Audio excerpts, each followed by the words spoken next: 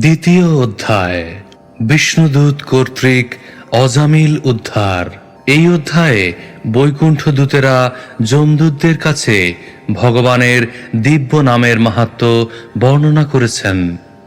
বিষ্ণুদূতেরা বলেছেন, এখন সাধুদের সভাতেও অধর্মের আচরণ হচ্ছে, কারণ যে ব্যক্তি দণ্ডনীয় নয় তাকেও যমরাজের সভায় দণ্ড দেওয়ার ব্যবস্থা করা হচ্ছে। সাধারণ মানুষ অসহায় এবং তাই তাদের সুরক্ষা ও নিরাপত্তার জন্য সরকারের উপর নির্ভর করতে হয়। কিন্তু সরকার যদি সেই সুযোগ নিয়ে প্রজাদের ক্ষতি করে, তাহলে প্রজারা যাবে কোথায়?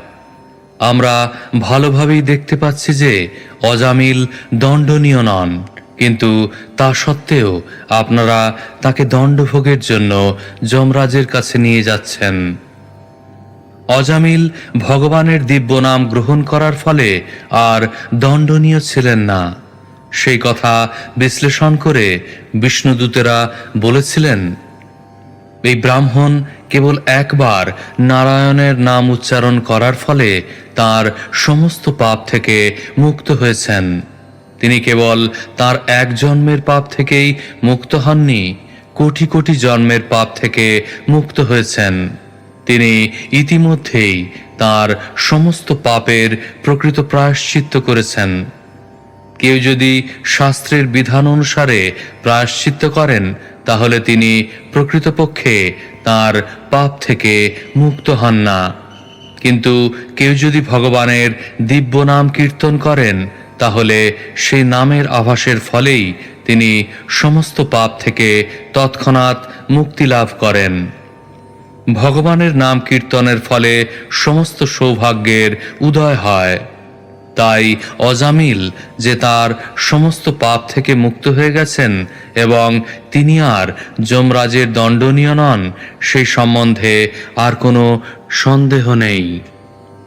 এই বলে বিষ্ণুদূতেরা অজামিলকে যমদূতদের বন্ধন থেকে মুক্ত করে তাদের ধামে ফিরে গিয়েছিলেন।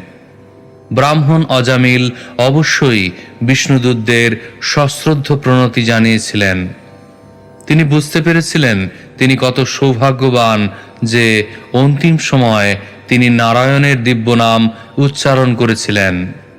যমদূতদের সঙ্গে বিষ্ণুদূতদের আলোচনা যথাযথভাবে হৃদয়ঙ্গম করে তিনি ভগবানের শুদ্ধ ভক্তে পরিণত হয়েছিলেন। তাদের পাপের জন্য তিনি গভীর অনুশোচনা করেছিলেন এবং সেই জন্য বারবার নিজেকে ধিক্কার দিয়েছিলেন।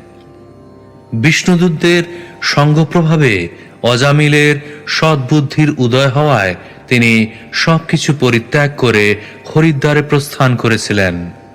সেখানে একান্তভাবে ভগবানের প্রতি প্রেমময় সেবা পরায়ণ হয়ে তিনি সর্বক্ষণ ভগবানের চিন্তায় মগ্ন হয়েছিলেন।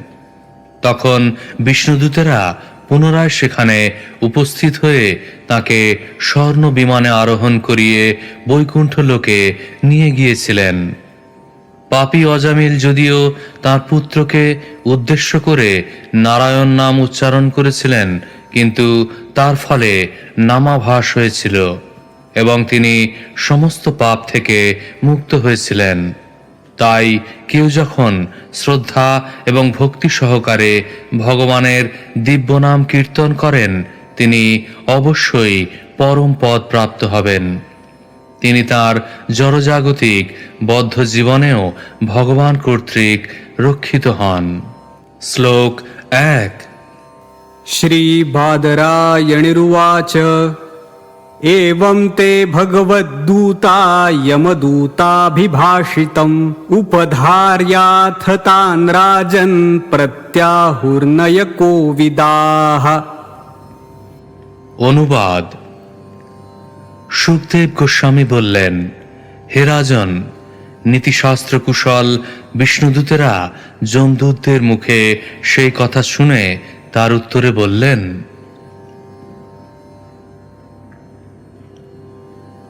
শ্লোক 2। श्रीविष्णुदूता ऊचुः अहो कष्टं धर्मदृशाम् अधर्म स्पृशते सभाम् यत्र दण्डेष्व पापेषु दण्डो यैर्ध्रियते वृथा। অনুবাদ। বিষ্ণুদূতেরা বললেন, আহা কি কষ্ট, যেখানে ধর্মের পালন হওয়া উচিত সেই সভায় অধর্ম প্রবেশ করছে। যারা ধর্মের পালক তারা অনর্থক একজন নিষ্পাপ ব্যক্তিকে দণ্ড দিচ্ছেন। তাৎপর্য: অজামিলকে দণ্ডভোগের জন্য যমরাজের কাছে নিয়ে যাওয়ার চেষ্টা করার ফলে ধর্মনীতি লঙ্ঘন করার অভিযোগে বিষ্ণুদূতেরা যমদূতদের অভিযুক্ত করছেন। ভগবান যমরাজকে ধর্ম এবং অধর্মের সিদ্ধান্ত নিরীক্ষণ করার জন্য ধর্মাধীশের পদে নিযুক্ত করেছেন, কিন্তু সম্পূর্ণরূপে কোনো নির্দোষ কোনো ব্যক্তিকে যদি দণ্ড দেওয়া হয় তাহলে যমরাজের সভা কলঙ্কিত হবে। এই সিদ্ধান্ত কেবল যমরাজের সভার ক্ষেত্রেই প্রযোজ্য নয়, সমগ্র মানব সমাজের প্রতিও তা প্রযোজ্য। রাজা বা সরকারের সভার কর্তব্য হচ্ছে মানব সমাজের ধর্মনীতি যথাযথভাবে সংরক্ষণ করা। দুর্ভাগ্যবশত এই কলিযুগে ধর্মের অবক্ষয় হয়েছে এবং সরকার যথাযথভাবে বিচার করতে পারে না কে দণ্ডনীয় এবং কে নয়।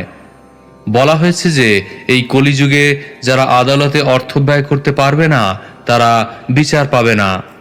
বস্তুতপক্ষে প্রায়ই দেখা যায় যে বিচারকেরা ঘুষ নিয়ে ঘুষদাতার অনুকূলে রায় দিচ্ছে। কখনো কখনো দেখা যায় যে সমগ্র মানব সমাজের মঙ্গল সাধনের জন্য যে সমস্ত ধর্মপরায়ণ মানুষেরা কৃষ্ণ ভাবনামৃত আন্দোলনের প্রচার করছে, পুলিশ তাদের গ্রেপ্তার করছে এবং আদালত তাদের নির্যাতন করছে। বৈষ্ণব বিষ্ণুদূতেরা সেই জন্য অনুতাপ করেছেন। সমস্ত জীবদের প্রতি তাদের সহানুভূতির ফলে বৈষ্ণবেরা ধর্মনীতি অনুসারে ভগবানের বাণী প্রচার করেন। কিন্তু দুর্ভাগ্যবশত কলিযুগের প্রভাবে যে সমস্ত বৈষ্ণবেরা ভগবানের মহিমা প্রচার করার জন্য তাদের জীবন সর্বতোভাবে উৎসর্গ করেছেন, তারাও কখনো কখনো শান্তিভঙ্গ করার মিথ্যা অভিযোগে আদালতে লাঞ্ছিত হন এবং দণ্ডিত হন। শ্লোক ৩। प्रजानां पितरो ये च शास्तारः साधवः समाः यदि स्यात्तेषु वैषम्यं कं यान्ति शरणं प्रजाः। অনুবাদ। রাজা অথবা সরকারি কর্মচারীদের পুত্রবৎ স্নেহে প্রজাদের পালন করা উচিত এবং রক্ষা করা উচিত। তাদের কর্তব্য শাস্ত্রের নির্দেশ অনুসারে প্রজাদের সদুপদেশ দেওয়া এবং সকলের প্রতি সমদর্শী হওয়া।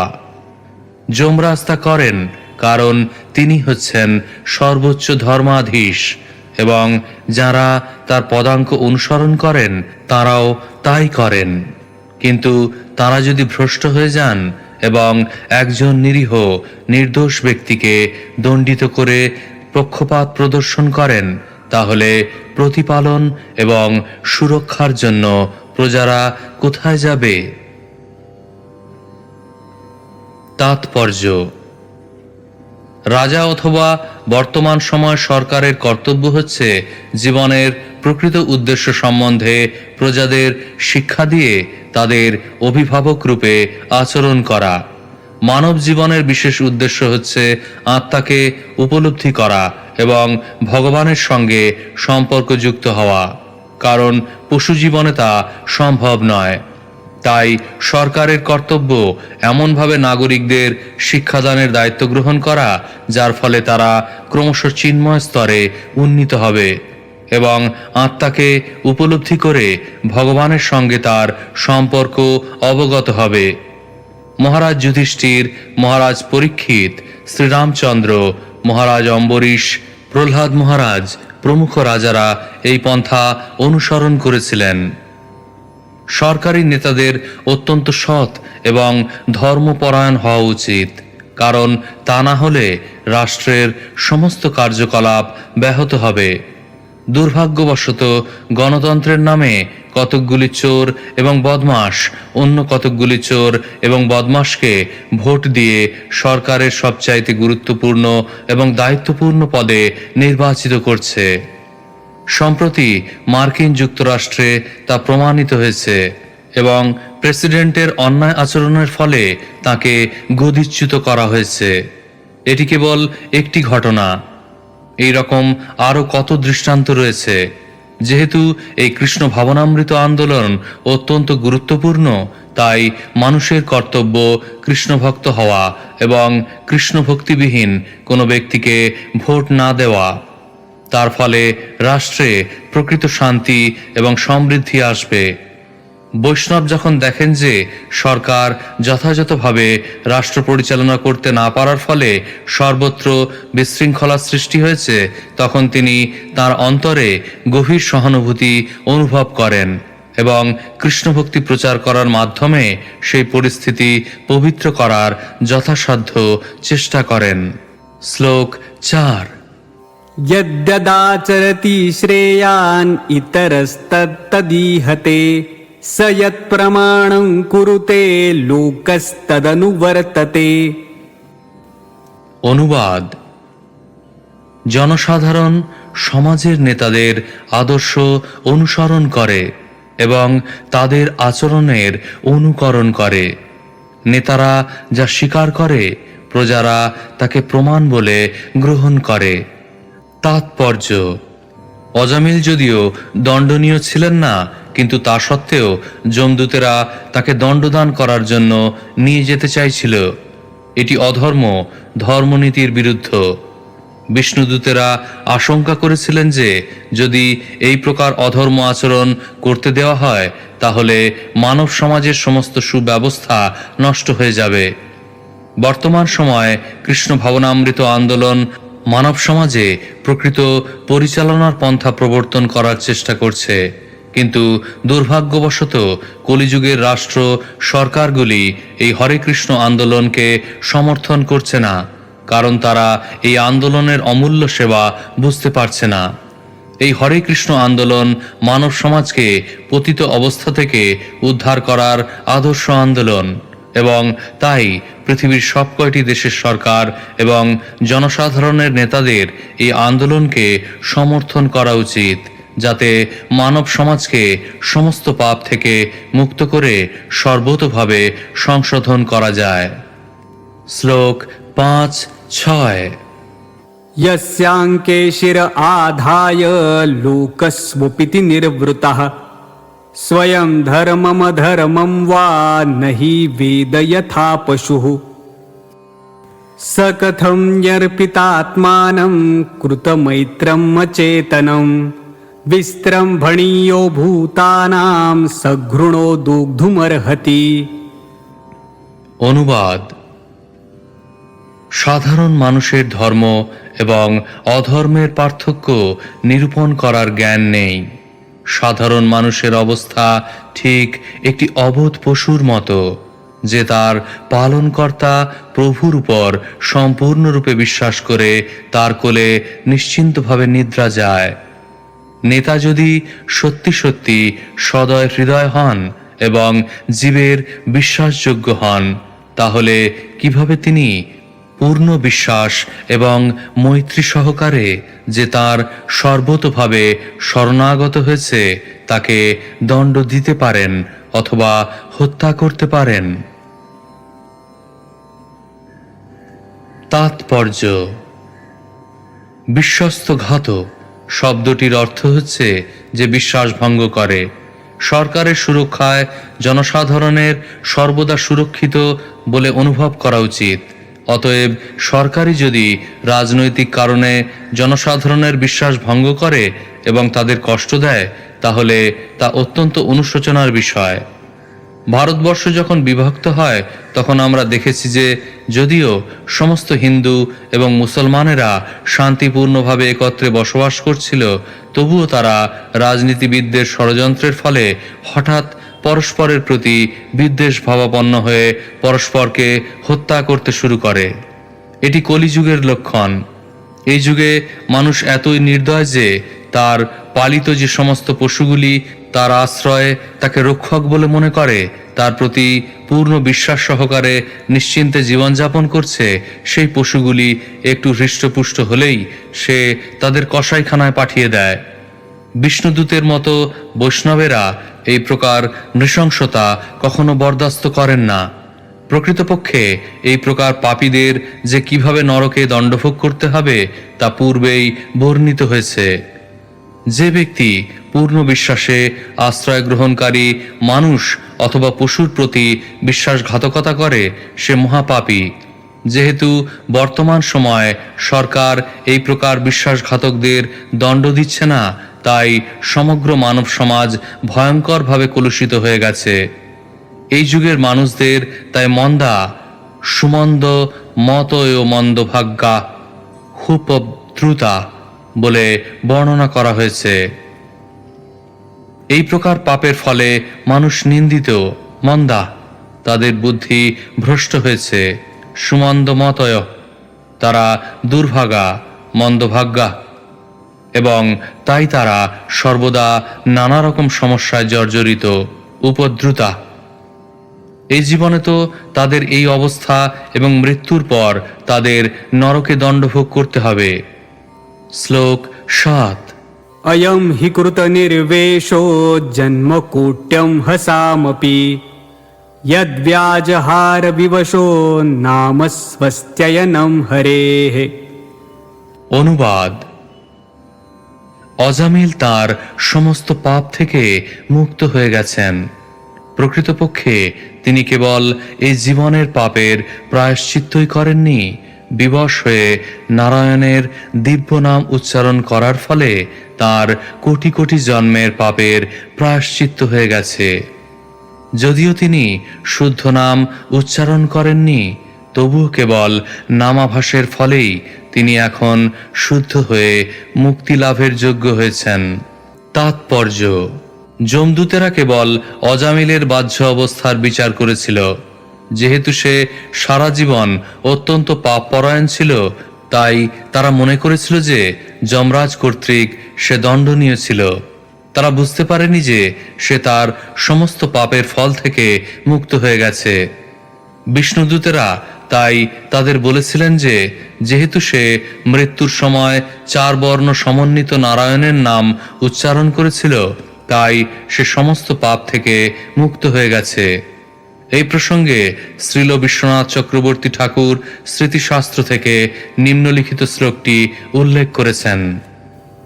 नाम्नो हि यावती शक्तिः पापनिर्हरणे हरेः तावत् कर्तुं न शक्नोति पातकं पातकी नरः। পবিত্র হরিনাম উচ্চারণের ফলে যে পরিমাণ পাপ থেকে মানুষ উদ্ধার লাভ করে তত পাপ করার ক্ষমতা কারও নেই। বৃহৎ বিষ্ণু পুরাণ। अवशेनापि यन्नाम्नि कीर्तिते सर्वपातकैः पुमान् विमुच्यते सद्यः सिंहत्रस्तैर्मृगैरिव। বিবশ হয়ে অথবা অনিচ্ছা সত্ত্বেও যদি কেউ ভগবানের দিব্য নাম কীর্তন করে, তাহলে সিংহের গর্জনের ফলে পশুরা যেভাবে ভয় পেয়ে পালিয়ে যায়, ঠিক সেইভাবে সমস্ত পাপ দূরীভূত হয়ে যায়। গরুড় পুরাণ। सुकृदुच्चारितं येन हरिरित्यक्षरद्वयं बद्धपरिकरस्तेन मोक्षाय गमनं प्रति। ভগবানের 2 বর্ণ সমন্বিত হরি নাম কেবল একবার মাত্র উচ্চারণের ফলে জীবের মুক্তির পথ সুনিশ্চিত হয়।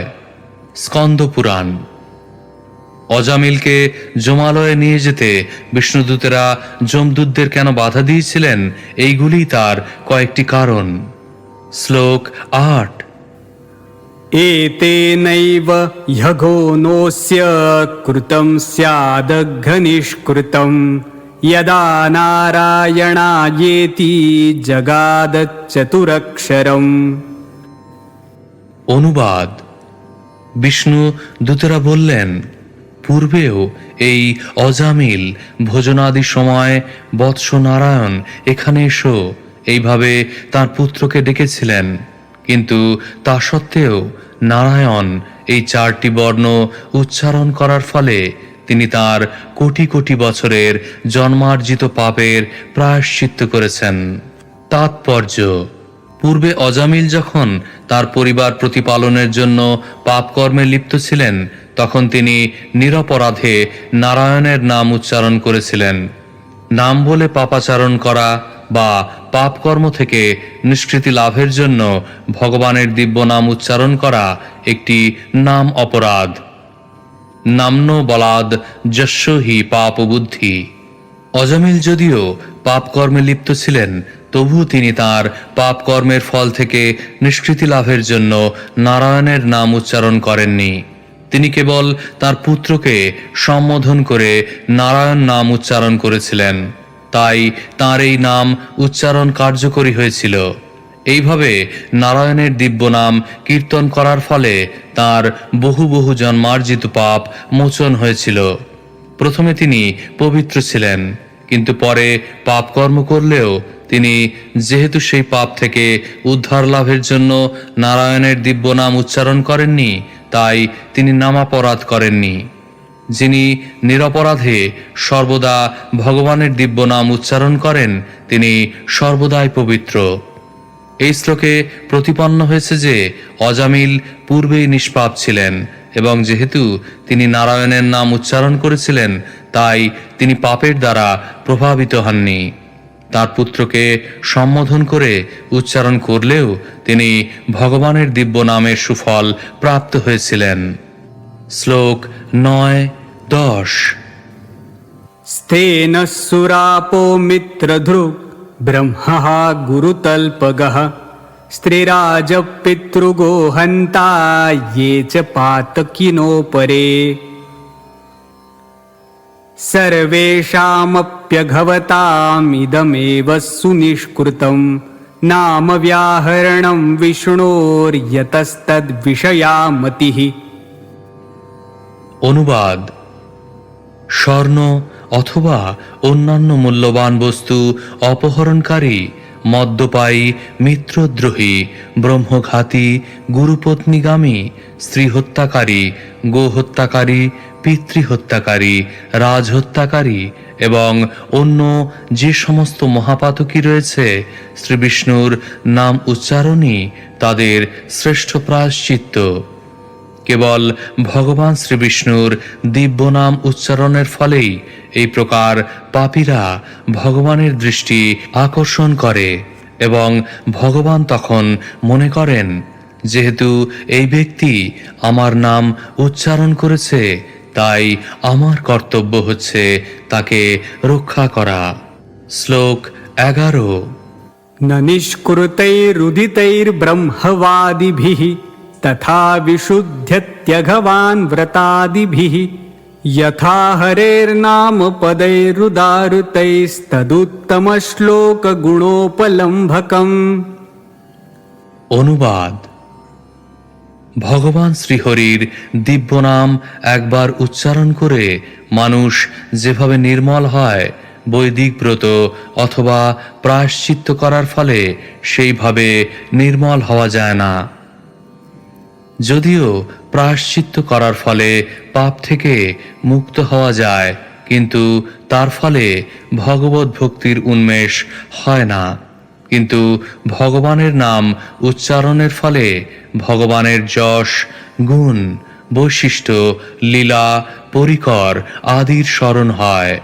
তাৎপর্য: শ্রীল বিশ্বনাথ চক্রবর্তী ঠাকুর বলেছেন যে ভগবানের পবিত্র নাম কীর্তনের বিশেষ মাহাত্ম্য এই যে তার ফলে কঠোরতর এবং কঠোরতম পাপের প্রায়শ্চিত্ত হয়ে যায়।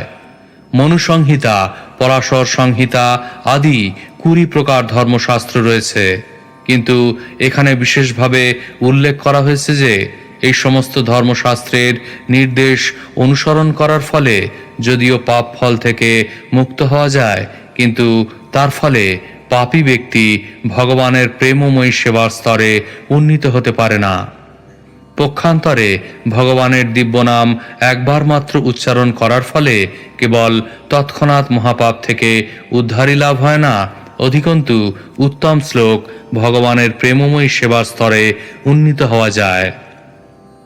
এইভাবে ভগবানের রূপ, গুণ, লীলা আদি স্মরণ করার মাধ্যমে ভগবানের সেবা করা যায়। শ্রীল বিশ্বনাথ চক্রবর্তী ঠাকুর বিশ্লেষণ করেছেন যে ভগবানের দিব্য নাম উচ্চারণ করার ফলেই কেবল তা সম্ভব, কারণ ভগবান সর্বশক্তিমান। বৈদিক ক্রিয়াকলাপের অনুষ্ঠান করার ফলে যা লাভ করা যায় না, ভগবানের দিব্য নাম উচ্চারণের ফলেই কেবল তা অনায়াসে লাভ করা যায়। ভগবানের দিব্য নাম কীর্তন করা এবং আনন্দময় হয়ে নৃত্য করা এতই সহজ এবং সাবলীল যে সেই পন্থা অনুসরণ করার ফলে সব রকম পারমার্থিক লাভ প্রাপ্ত হওয়া যায়। তাই শ্রী চৈতন্য মহাপ্রভু ঘোষণা করেছেন, পরং বিজয়তে শ্রীকৃষ্ণ সংকীর্তনম, শ্রীকৃষ্ণ সংকীর্তনের পরম বিজয় হোক।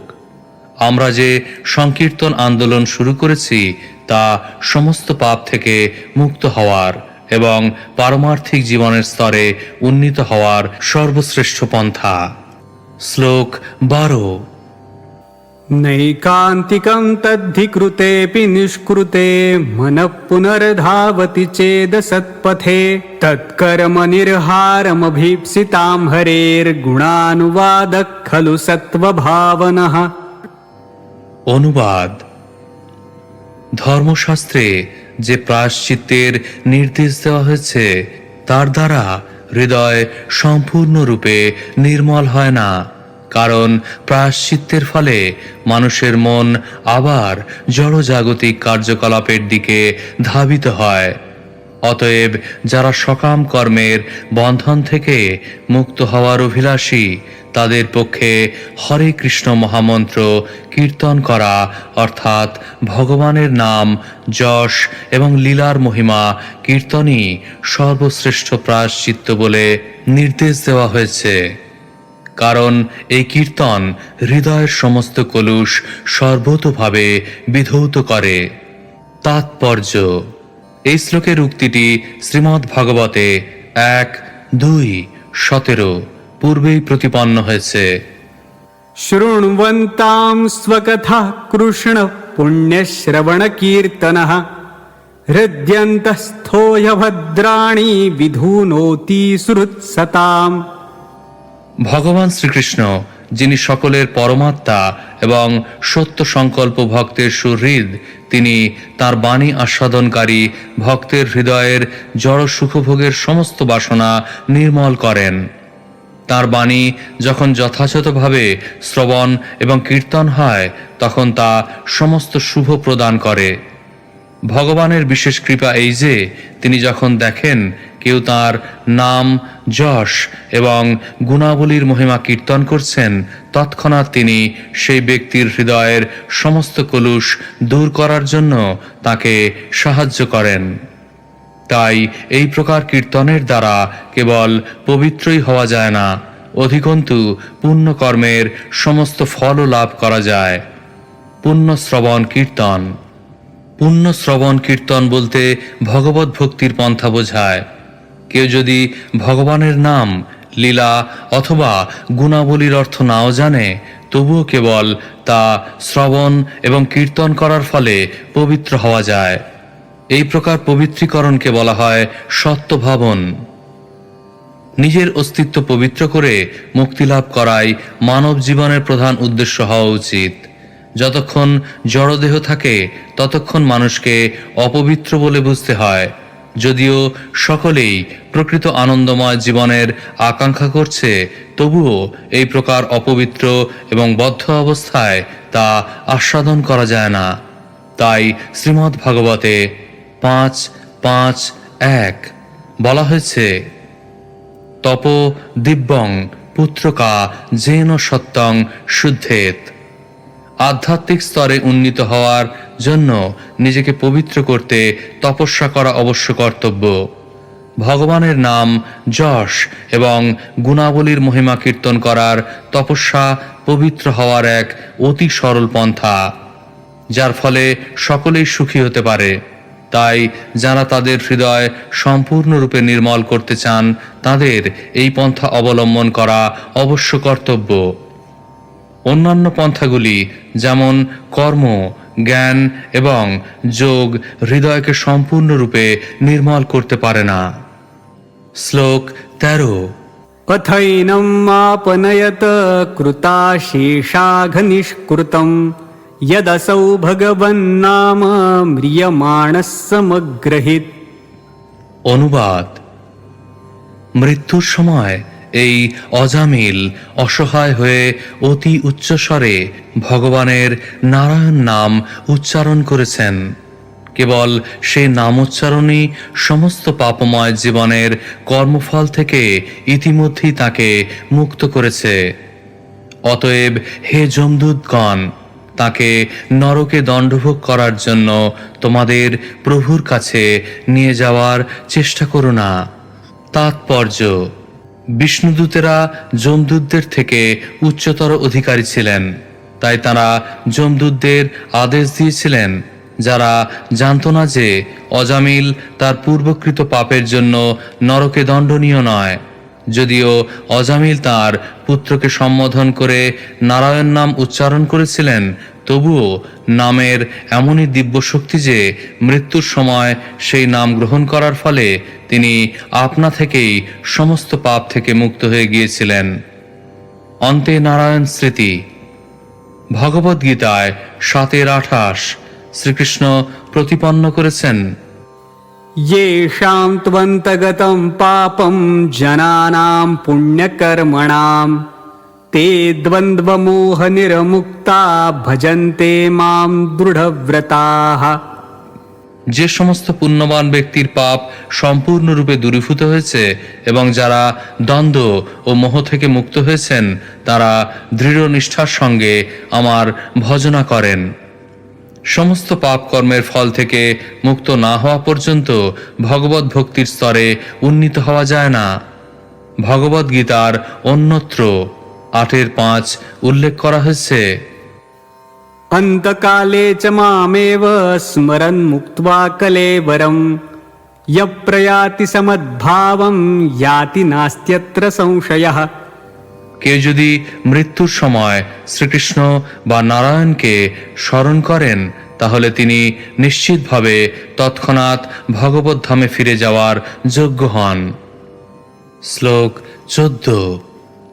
साङ्केत्यं परिहास्यं वा स्तोभं हेलनमेव वा वैकुण्ठनामग्रहणम् अशेषाघहरं विदुः।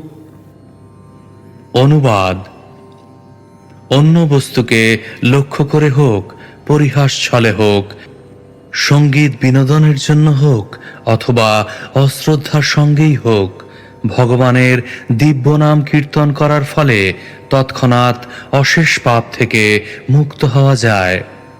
শাস্ত্রতত্ত্ববিদ মহাজনেরা সেই কথা স্বীকার করেছেন।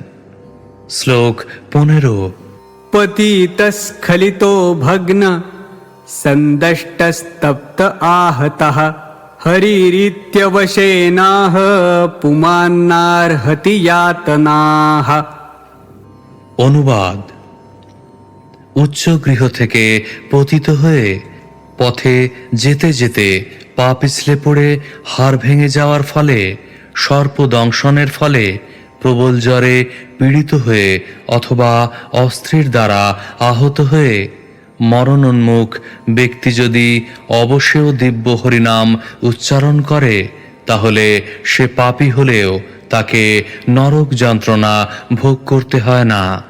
তাৎপর্য: ভগবদ্গীতায় 8:6 উল্লেখ করা হয়েছে, यं यं वापि स्मरन् भावं त्यजत्यन्ते कलेवरं तं तमेवैति कौन्तेय सदा तद्भावभाविताः।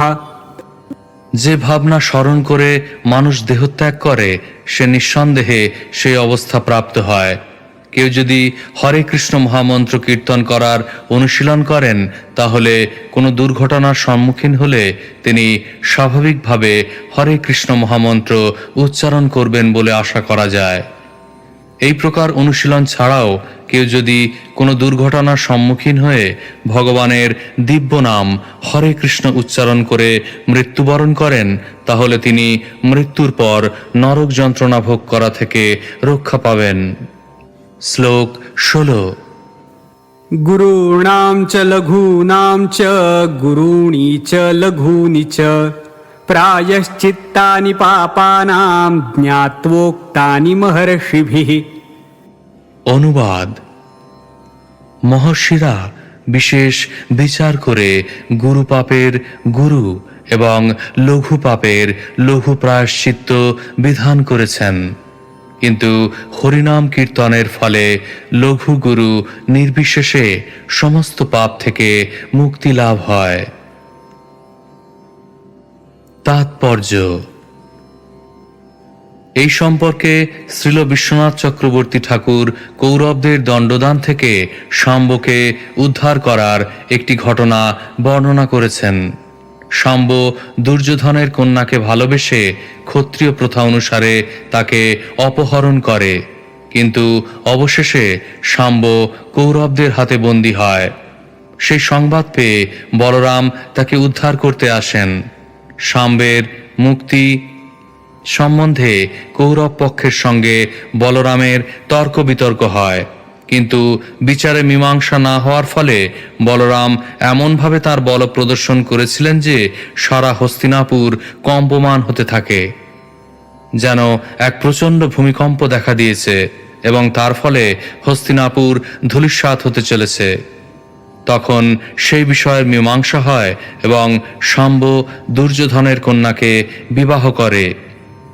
শ্রীল বিশ্বনাথ চক্রবর্তী ঠাকুর এই ঘটনার মাধ্যমে বুঝিয়েছেন যে পরমেশ্বর ভগবান কৃষ্ণ বলরামের আশ্রয় গ্রহণ করা উচিত। তাদের রক্ষা করার ক্ষমতা এমনই যে এই জড়জগতে কোনো কিছুর সঙ্গেই তার তুলনা হয় না। পাপের ফল যতই গুরু হোক না কেন, হরি, কৃষ্ণ, বলরাম অথবা নারায়ণের নাম উচ্চারণ করা মাত্রই তা তৎক্ষণাৎ দূর হয়ে যাবে। শ্লোক 17। तैस्तान्यघानि पूयन्ते तपोदानव्रतादिभिः नाधर्मजं तद्धृदयं तदपीशाङ्घ्रिसेवया। অনুবাদ: যদিও তপস্যা, দান, ব্রত প্রভৃতি প্রায়শ্চিত্তের দ্বারা পাপীর পাপসমূহ বিনষ্ট হয়, তবুও সেই সমস্ত পুণ্যকর্ম হৃদয়ের কর্মবাসনা সমূলে উৎপাটিত করতে পারে না। কিন্তু কেউ যদি ভগবানের শ্রীপাদপদ্মের সেবা করেন, তাহলে তৎক্ষণাৎ কর্মবাসনারূপ সমস্ত কলুষ থেকে তিনি সম্পূর্ণরূপে মুক্ত হন।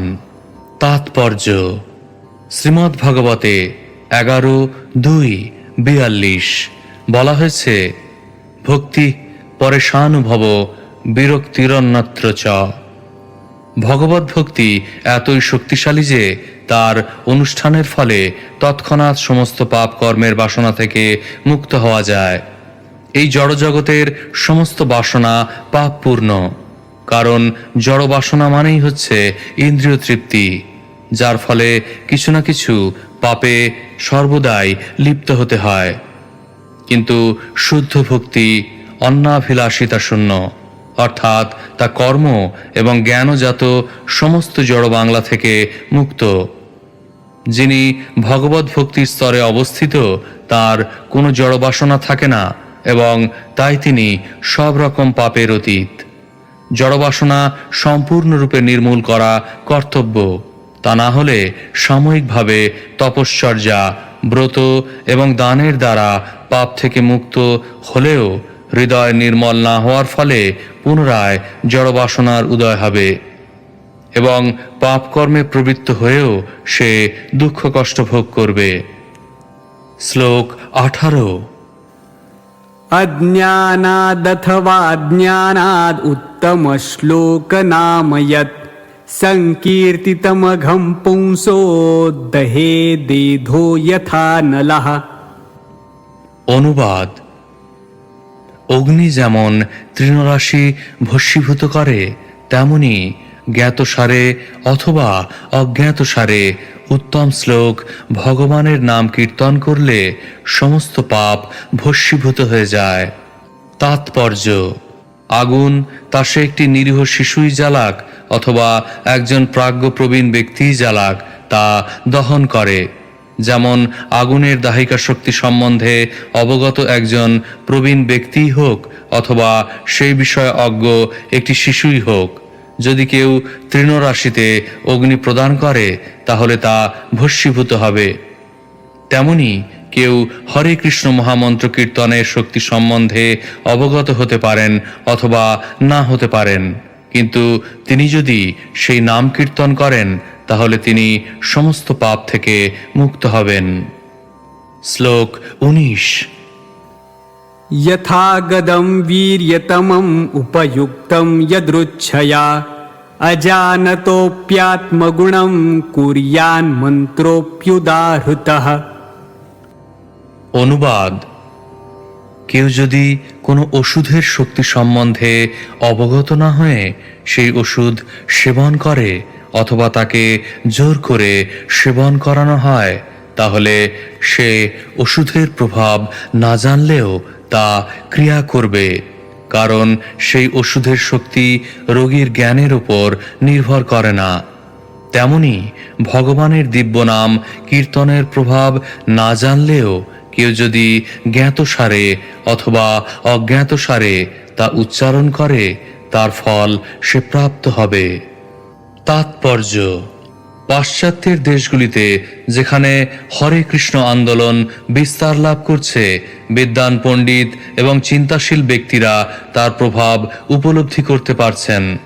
যেমন ডক্টর জে স্টিলসন জুডা নামক এক বিখ্যাত পণ্ডিত এই আন্দোলনের প্রতি অত্যন্ত আকৃষ্ট হয়েছেন, কারণ তিনি প্রকৃতপক্ষে দর্শন করেছেন যে এই আন্দোলন মাদক দ্রব্যের প্রতি আসক্ত হিপিদের শুদ্ধ বৈষ্ণবে পরিণত করছে, যারা স্বতঃস্ফূর্তভাবে শ্রীকৃষ্ণ এবং সমগ্র মানব সমাজের সেবকে পরিণত হচ্ছে। এমনকি কয়েক বছর আগেও এই সমস্ত হিপিরা হরে কৃষ্ণ মন্ত্র জানত না, কিন্তু এখন তারা সেই মন্ত্র কীর্তন করছে এবং শুদ্ধ বৈষ্ণবে পরিণত হয়েছে। এইভাবে তারা অবৈধ যৌন সঙ্গ, মাদকদ্রব্য সেবন, আমিষ আহার এবং দ্রুত ক্রীড়া আদি সমস্ত পাপ কর্ম থেকে সম্পূর্ণরূপে মুক্ত হয়েছে। এটি হরে কৃষ্ণ মহামন্ত্রের প্রভাবের ব্যবহারিক প্রমাণ, যা এই শ্লোকে সমর্থিত হয়েছে। কেউ হরে কৃষ্ণ মহামন্ত্র উচ্চারণের মূল্য জানতে পারে অথবা না জানতে পারে, তাতে কিছু যায় আসে না, কিন্তু কেউ যদি কোনো না কোনো ক্রমে তা উচ্চারণ করে তাহলে সে তৎক্ষণাৎ বিশুদ্ধ হবে। ঠিক যেমন কোনো শক্তিশালী ওষুধ জ্ঞাতসারে অথবা অজ্ঞাতসারে গ্রহণ করা হলে তার ফল অনুভব করা যায়। শ্লোক 20। श्रीशुक उवाच त एवं सुविनिर्णीय धर्मं भागवतं नृप तं याम्यपाशान्निर्मुच्य विप्रं मृत्योर्मुमुचन। অনুবাদ: শ্রী সুখদেব গোস্বামী বললেন, হে রাজন, বিষ্ণুদূতেরা এইভাবে অত্যন্ত সুন্দরভাবে যুক্তিতর্কের দ্বারা ভগবত ধর্মের সিদ্ধান্ত বিচার করে ব্রাহ্মণ অজামিলকে যমদূতদের বন্ধন থেকে মুক্ত করেছিলেন এবং আসন্ন মৃত্যু থেকে পরিত্রাণ করেছিলেন। শ্লোক 21।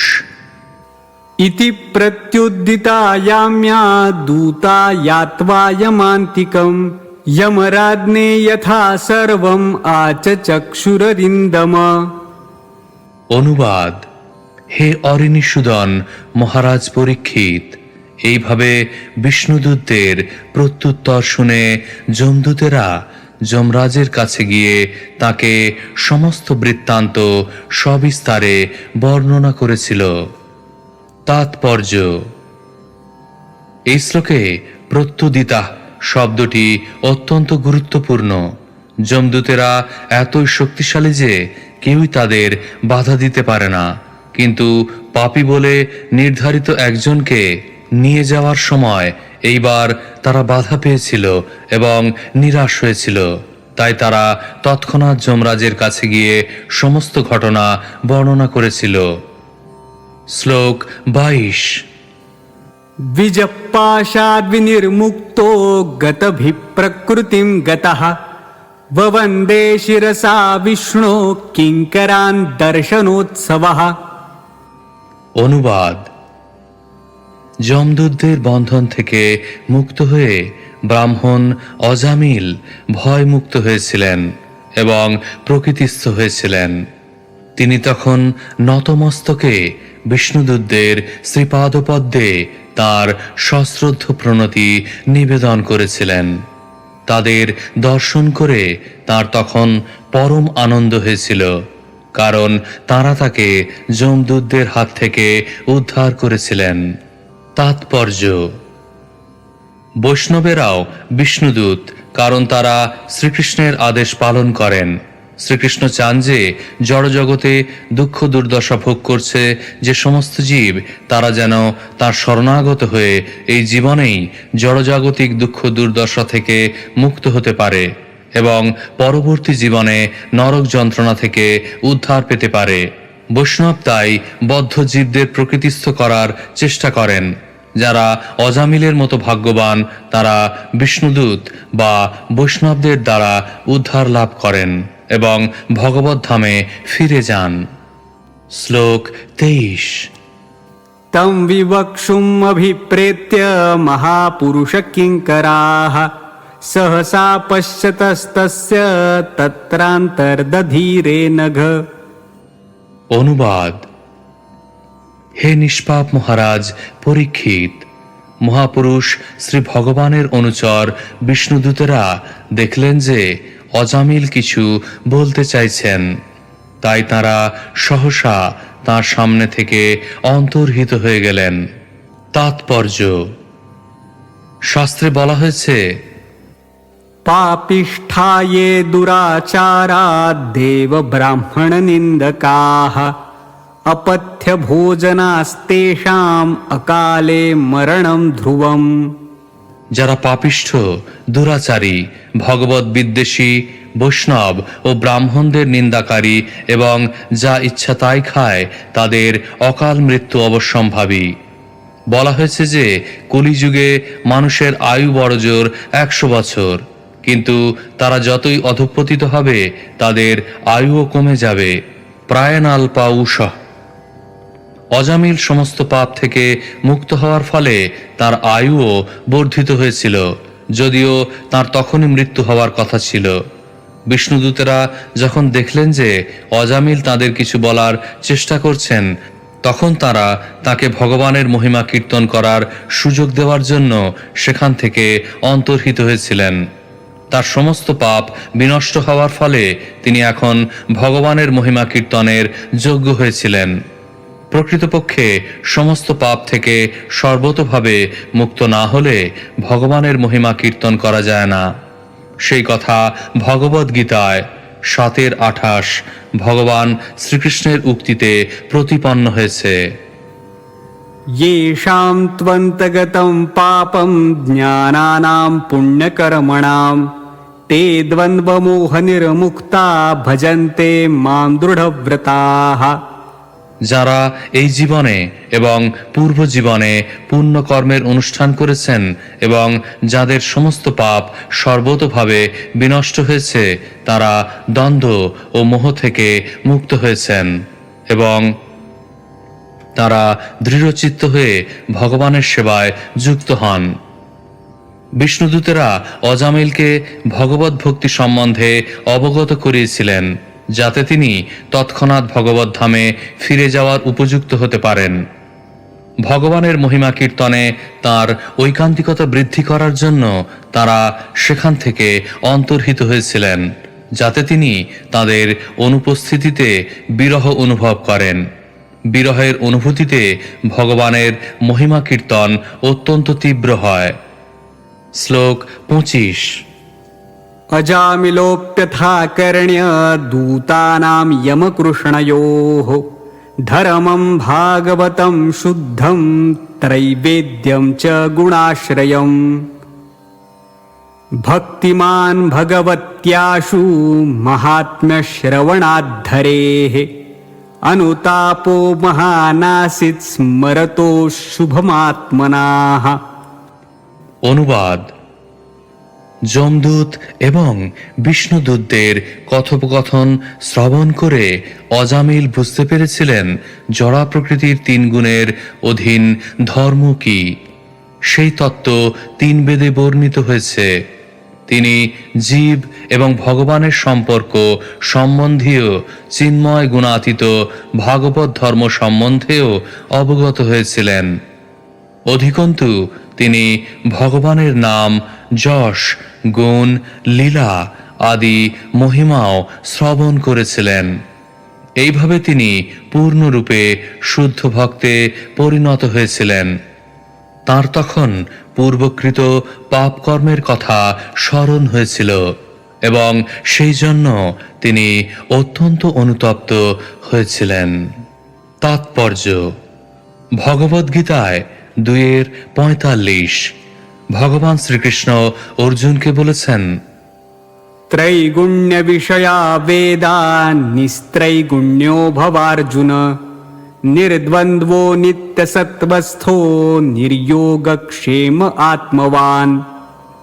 বেদে প্রধানত জড়া প্রকৃতির তিনটি গুণ সম্বন্ধেই আলোচনা করা হয়েছে। হে অর্জুন, তুমি সেই গুণগুলিকে অতিক্রম করে নির্গুণ স্তরে অধিষ্ঠিত হও, সমস্ত দ্বন্দ্ব থেকে মুক্ত হও এবং লাভ, ক্ষতি ও আত্মরক্ষার দুশ্চিন্তা থেকে মুক্ত হয়ে অধ্যাত্ম চেতনায় অধিষ্ঠিত হও। বেদে অবশ্যই ক্রমে ক্রমে চিন্ময় স্তরে উন্নীত হওয়ার পন্থা বর্ণিত হয়েছে, কিন্তু কেউ যদি বৈদিক বিধিবিধানের প্রতি আসক্ত থাকে তাহলে চিন্ময় স্তরে উন্নীত হওয়ার কোনো সম্ভাবনা থাকে না। শ্রীকৃষ্ণ তাই অর্জুনকে ভগবত ভক্তির অনুশীলন করতে উপদেশ দিয়েছেন, যা হচ্ছে চিন্ময় ধর্মের পন্থা। ভগবত ভক্তির চিন্ময়ত্ব প্রতিপন্ন করে শ্রীমদ্ ভাগবতে 1:2-6 বলা হয়েছে, সবই পুংসাং পরধর্ম যত ভক্তির অধক্ষজে। ভক্তি হচ্ছে পরধর্ম বা চিন্ময় ধর্ম।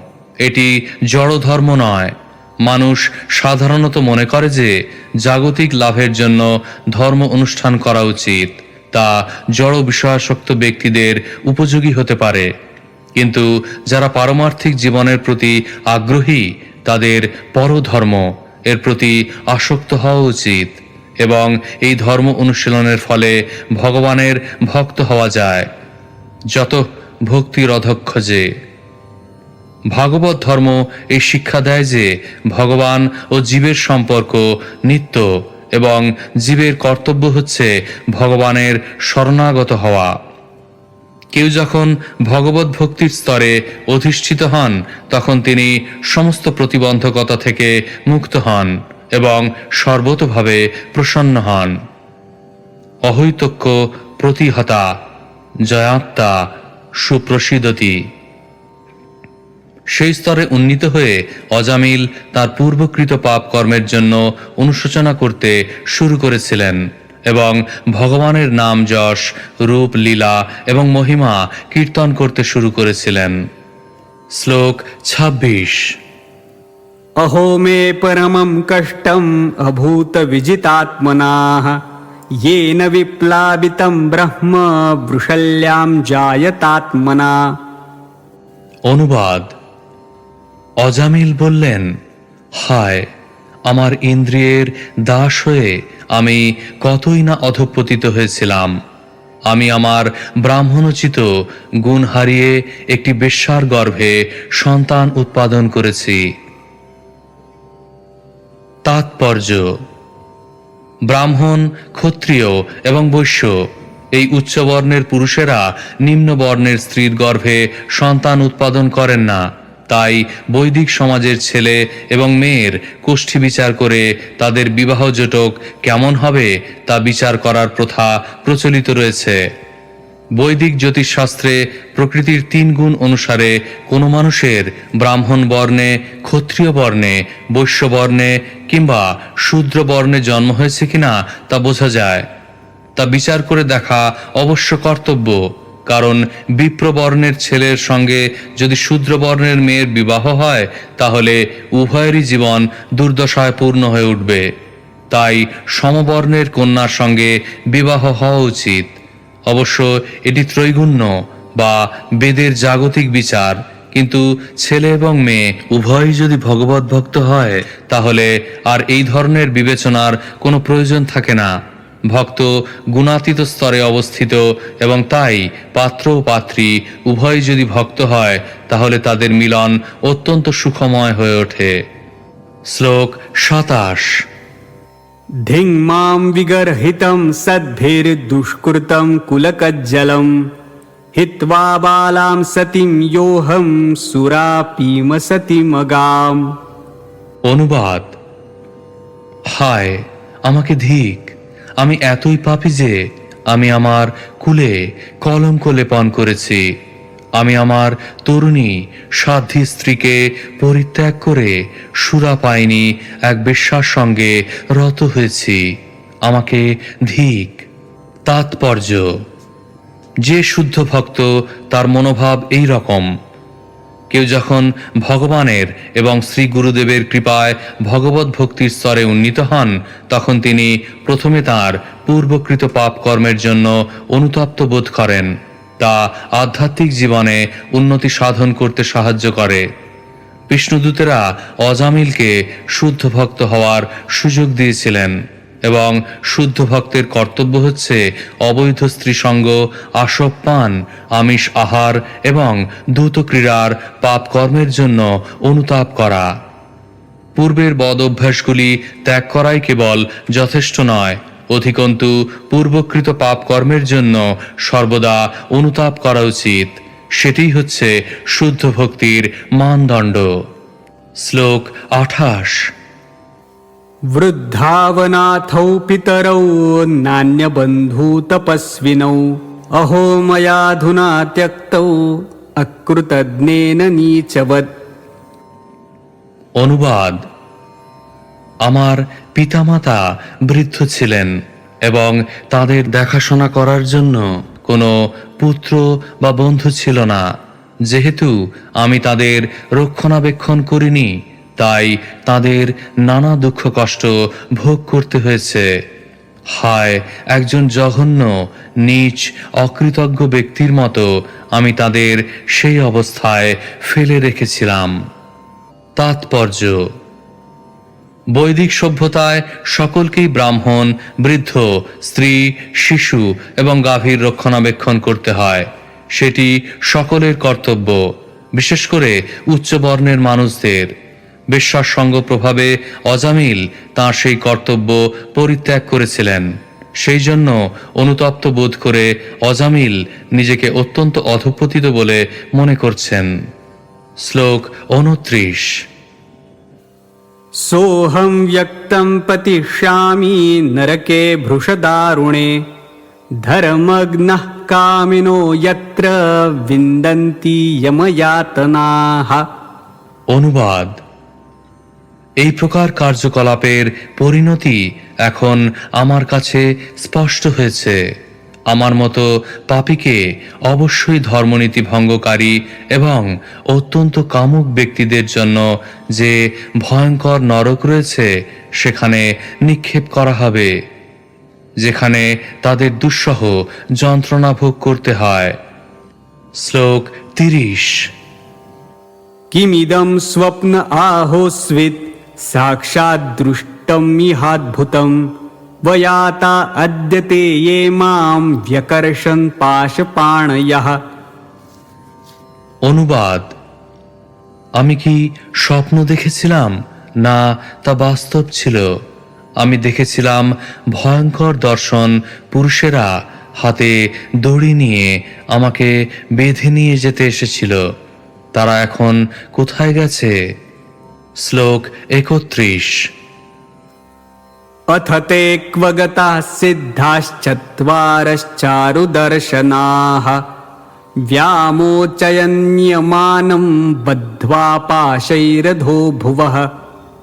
অনুবাদ: আর সেই অত্যন্ত সুন্দর দর্শন চারজন সিদ্ধ পুরুষ, যারা আমাকে বন্ধনমুক্ত করেছিলেন এবং পৃথিবীর অধোদেশে নরকে নিয়মান পাশবদ্ধ আমাকে উদ্ধার করেছিলেন, তারা কোথায় গেলেন?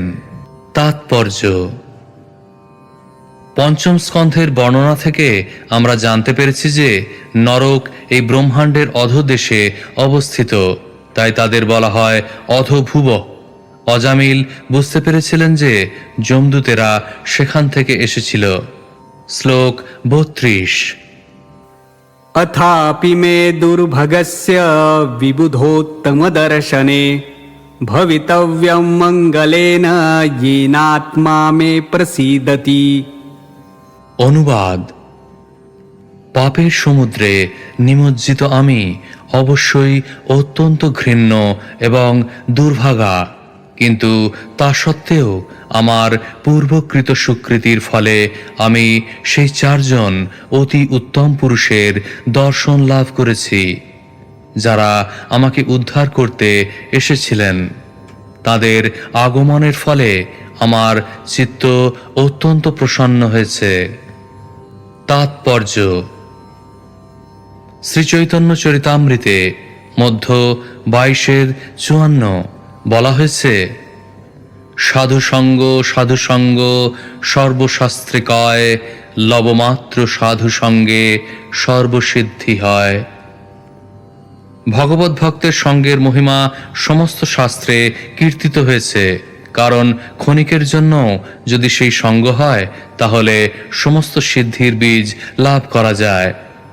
অজামিল তার প্রথম জীবনে অবশ্যই অত্যন্ত শুদ্ধ ছিলেন এবং তিনি ভগবত ভক্ত ও ব্রাহ্মণদের সঙ্গ করেছিলেন। সেই পুণ্যের ফলে অধঃপতিত হওয়া সত্ত্বেও তিনি তার পুত্রের নাম রেখেছিলেন নারায়ণ। এটি অবশ্যই অন্তর্যামী ভগবানের সুমন্ত্রণার ফল। ভগবান ভগবদ গীতায় 15-15 বলেছেন, সর্বস্ব চাহং হৃদি সন্নিবিষ্ট মত্ত স্মৃতির জ্ঞানম পোহনং চ। আমি সকলের হৃদয়ে অবস্থিত এবং আমার থেকে স্মৃতি, জ্ঞান এবং বিস্মৃতি আসে। সর্বান্তর্যামী ভগবান এতই কৃপাময় যে কেউ যদি কখনো তার সেবা করেন, ভগবান তা কখনো ভুলে যান না। এইভাবে ভগবান অন্তর থেকে অজামিলকে অনুপ্রাণিত করেছিলেন তার কনিষ্ঠ পুত্রের নাম নারায়ণ রাখতে, যাতে তার বাৎসল্য স্নেহবশত তিনি সবসময় তাকে নারায়ণ নারায়ণ বলে ডাকবেন এবং তার ফলে তিনি তার মৃত্যুর সময় অত্যন্ত ভয়ঙ্কর পরিস্থিতি থেকে উদ্ধার লাভ করবেন। ভগবান শ্রীকৃষ্ণের কৃপা এমনই, গুরু কৃষ্ণ প্রসাদে পায় ভক্তিলতা বীজ। এই সঙ্গ ভক্তকে মহাভয় থেকে রক্ষা করে। তাই আমাদের কৃষ্ণ ভাবনামৃত আন্দোলনে আমরা এমনভাবে ভক্তদের নাম পরিবর্তন করি যাতে বিষ্ণু স্মৃতি হয়। মৃত্যুর সময় ভক্ত যদি কৃষ্ণদাস, গোবিন্দ দাস ইত্যাদি তার নিজের নাম স্মরণ করতে পারেন, তাহলে তিনি মহাবিপদ থেকে উদ্ধার পেতে পারেন।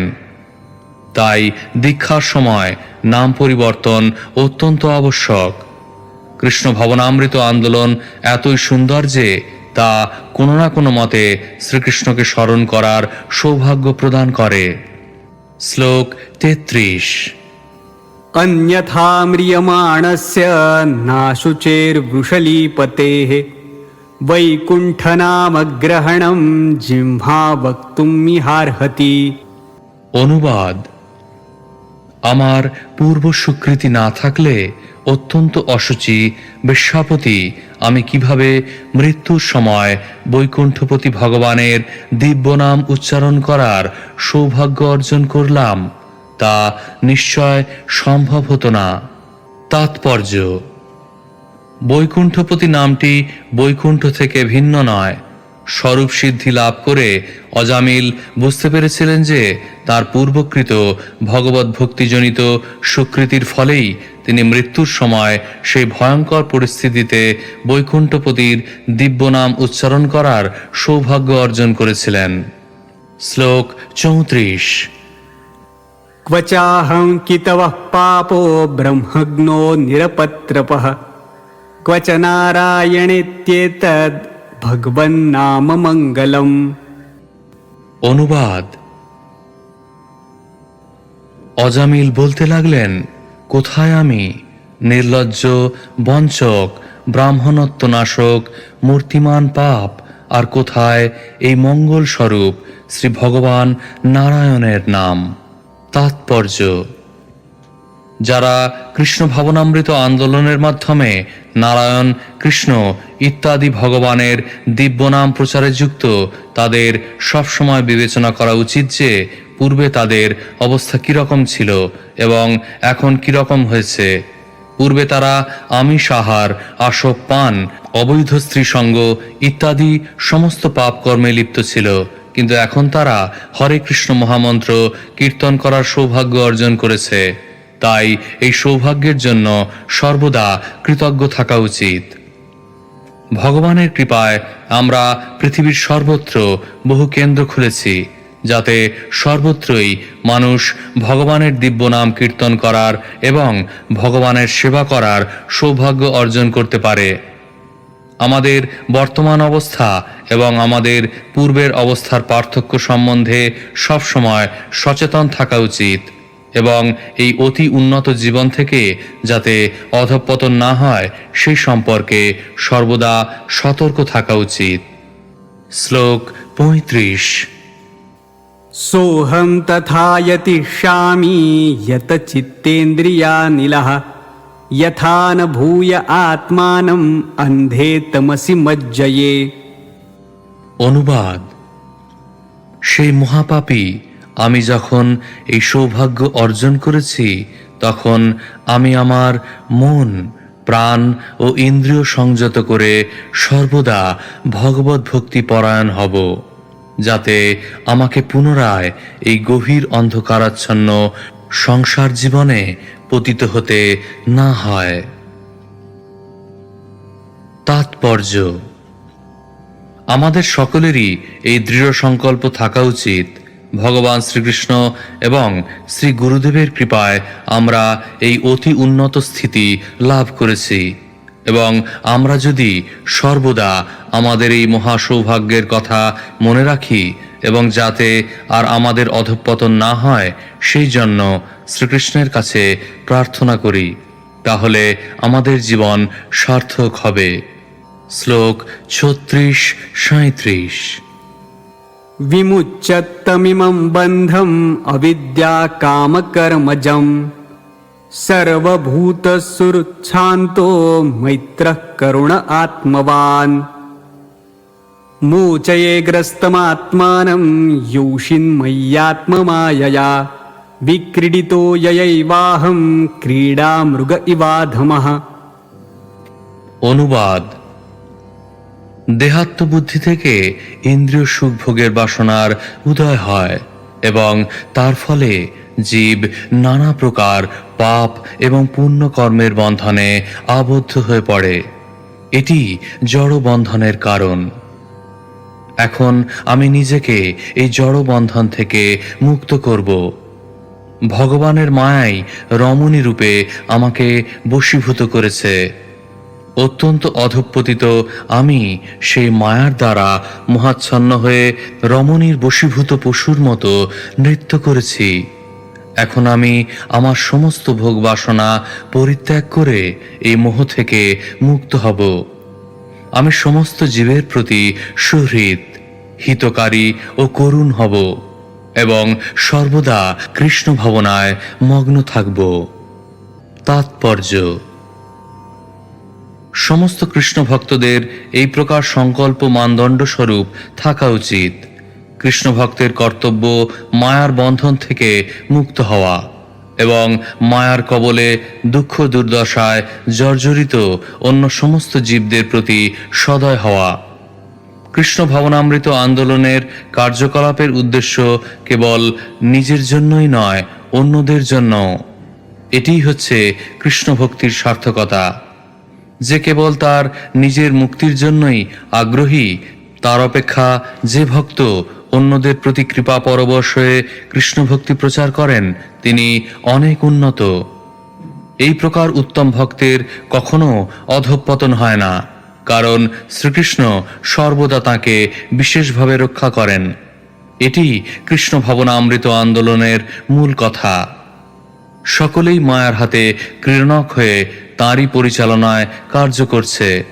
মায়ার এই বন্ধন থেকে নিজেকে এবং অন্য সকলকে মুক্ত করার জন্য কৃষ্ণভক্তি অবলম্বন করা উচিত।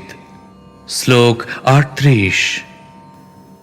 ममाहमिति देहादौ हित्वा मिथ्यार्थधीर्मतिं धास्ये मनो भगवती शुद्धं तत्कीर्तनादिभिः।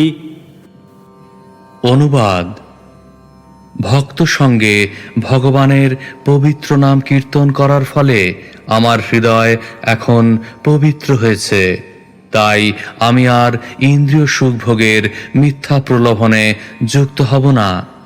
এখন আমি পরম সত্যে স্থির হয়েছি। তাই আমি আর আমার দেহকে আমার স্বরূপ বলে মনে করব না। আমি দেহাদিতে আমি এবং আমার ধারণা ত্যাগ করে শ্রীকৃষ্ণের শ্রীপাদপদ্মে আমার মনকে নিবিষ্ট করব।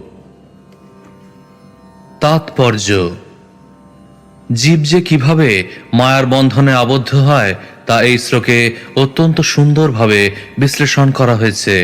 প্রথমে দেহকে নিজের স্বরূপ বলে ভুল করা হয়। তাই ভগবদ্গীতার শুরুতেই উপদেশ দেওয়া হয়েছে যে দেহটি জীবের স্বরূপ নয়, জীবের প্রকৃত স্বরূপ আত্মা দেহের ভিতরে থাকে। হরে কৃষ্ণ মহামন্ত্র কীর্তন করার ফলে এবং সর্বদা ভগবত ভক্তের সঙ্গ করার ফলে এই চেতনার উন্মেষ সম্ভব হয়। এটিই হচ্ছে সাফল্যের রহস্য। তাই আমরা হরে কৃষ্ণ মহামন্ত্র কীর্তন করার উপদেশ দিই এবং অবৈধ স্ত্রী সঙ্গ, আমিষ আহার, আসব পান এবং দ্রুত ক্রীড়ার কলুষ থেকে মুক্ত থাকার ব্যাপারে গুরুত্ব দিই।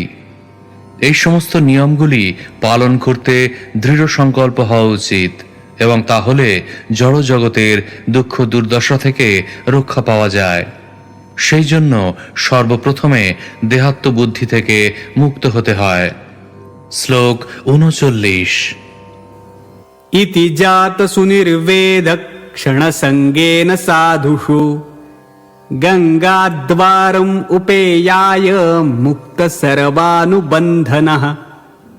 অনুবাদ: ক্ষণমাত্র ভক্ত সঙ্গ, বিষ্ণুদূতদের সঙ্গ প্রভাবে অজামিল দৃঢ় সংকল্প সহকারে দেহাত্ম বুদ্ধি থেকে মুক্ত হয়েছিলেন। এইভাবে সমস্ত জড় আসক্তি থেকে মুক্ত হয়ে তিনি হরিদ্বারে গমন করেছিলেন।